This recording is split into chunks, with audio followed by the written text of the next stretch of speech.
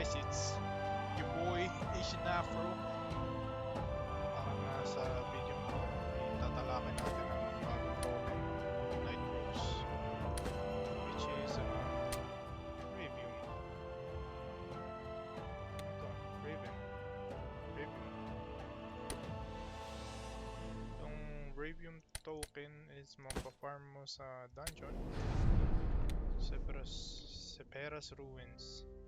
So may daily limit siya na makukuha. Sa server namin is 3,710. Pag napuno yan, di ka na makakakuha pag pumasok ka. So may couple things na pwede mong gamitin tong Ravium token. So pang craft ng mga to.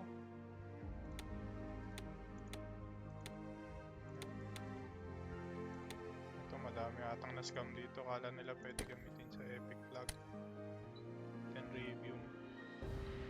So, ang Ravium is bagong token ng Night Rose. Right now, average price niya is almost $1. Tapos may bagong items din na kasama yung update ng Ravium, which is Ravium Gears. Ravium Gear, ito.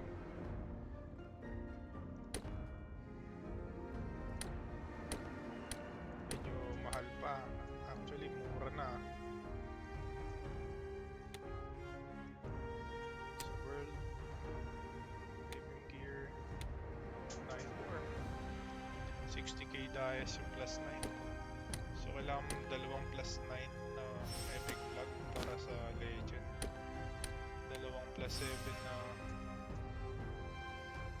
rare flag para makapag-crop ng epic.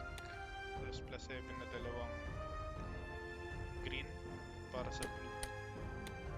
Yan, normal na dalawang plus 7 to green. Ano pa bang pwede nating gawin?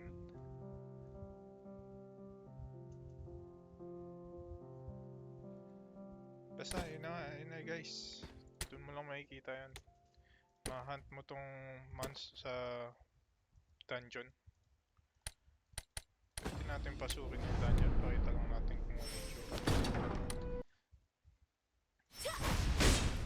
Yan guys, parang world dungeon nung unang world